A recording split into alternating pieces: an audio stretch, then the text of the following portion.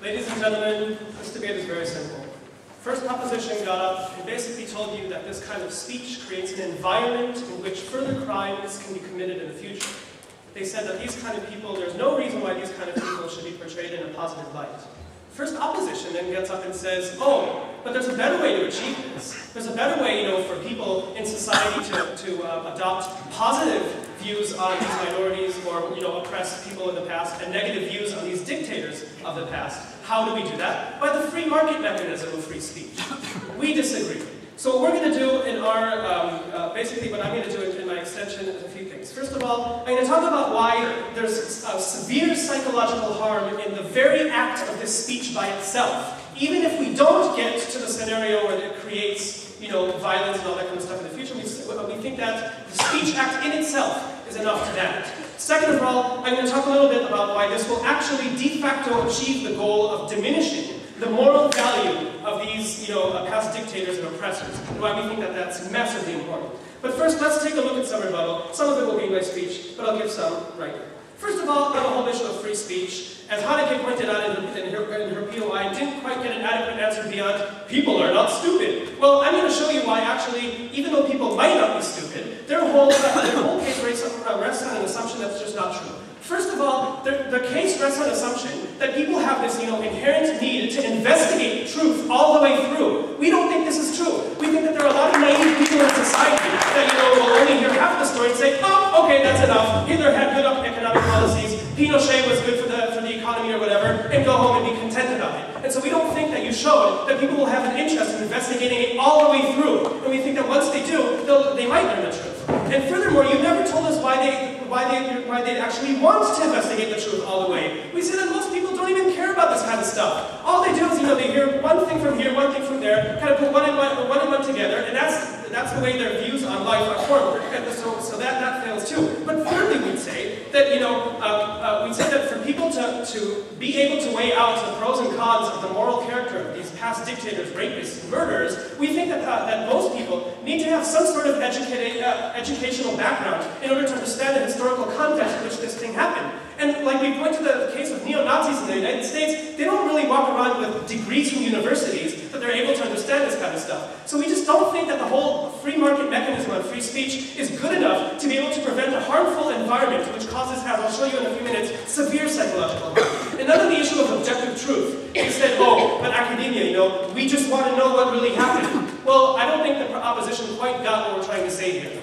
What we're doing on this issue is we're taking a consequentialist approach to truth, ladies and gentlemen. We don't think that every single truth in and of itself is worth hearing, especially when that truth invades the public sphere and can create severe psychological harm for other people. Therefore, we do think that some truths should be, nipped at the bud. And thirdly, they say, oh, the whole idea of reconciliation in past, conflict societies. We think that reconciliation is in the interest of all post-conflict society and all the parties in those societies, and we think that these people will be happy to just not give their vocal support for these people for the sake of being able to reconcile their differences. We don't see a problem with this, and furthermore, we'd say that this proposition does not, the majority of it does not refer to these societies anyway, but the liberal West or whatever. Yeah, okay.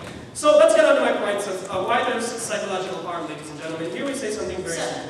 We say that war criminals symbolize something beyond the crimes they commit. We say that when glorifying speech about these people, saying that some of their policies in the past were good or positive and somehow, we say that it tilts the balance of the moral character as perceived by other people, right? It says, oh, Pinochet was very, very bad, but the more I learn about all the good things he does, it kind of paints this picture that Pinochet might not have been as bad as I had expected. And we say that this is especially true when the crimes committed by those people don't refer to me or my people or something that my people have gone through. Now, why is that bad? Very simple. Because we say that war criminals,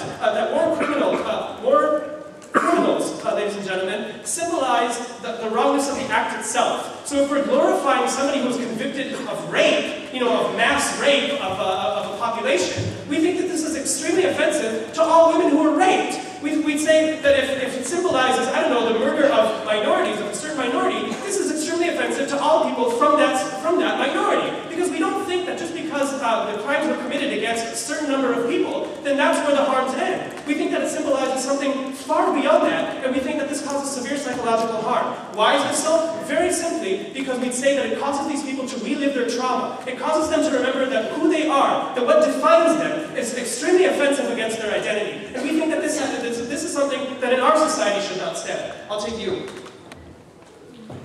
So, sir, don't you think that people can find an alternative symbol for their underlying cause in order to advocate that in the... Well, if they do and it causes the same kind of psychological harms, we'll ban that too. We have no problem. We're trying to protect society, not incentivize people to look for alternative ways to cause harm. But on my second point, of why this de facto achieves the goal of diminishing the moral value of these war criminals. First and foremost, we'd say that when we accept this kind of proposition, we attach a price to the speech act of glorifying someone. Because now what we say is that these people who want to, give voice to all the good things that these dictators in the past did, it forces these kind of people to be willing to pay a price to say that. And so we'd say that not only are we likely to see less and less of these expressions being made in the public sphere, which we think belongs to everybody and there should be protected for everybody, but we also think that it'll make people, reevaluate their own opinions. Because if I know that there's a severe price to be paid for just, glorifying some kind of war criminal, I'm going to check, the history books very, very well to make sure that what I'm saying reflects my opinion on the matter. And we think that this is extremely important because it makes people a lot more responsible, and therefore it makes them a lot less likely to make this kind of speech. But moreover, we think that when we do this, ladies and gentlemen, the government rubber stamps a historical narrative, and we think that this is extremely important because we were all socialized on history from textbooks and all that kind of stuff, and we accept most of those truths as dogmatic. We accept them as universally true, and we think that under this proposition, we're basically rubber stamping this kind of truth in the same way. So basically, if some people had never had access to know why these people are so bad, now we think that they will have access to know why these people are so bad because it is rubber stamped by the state. We ensure that even if people do like Pinochet's economical policies, they will be very, very, very hesitant to give voice to them because of all the psychological harms associated with giving voice to this kind of. We probably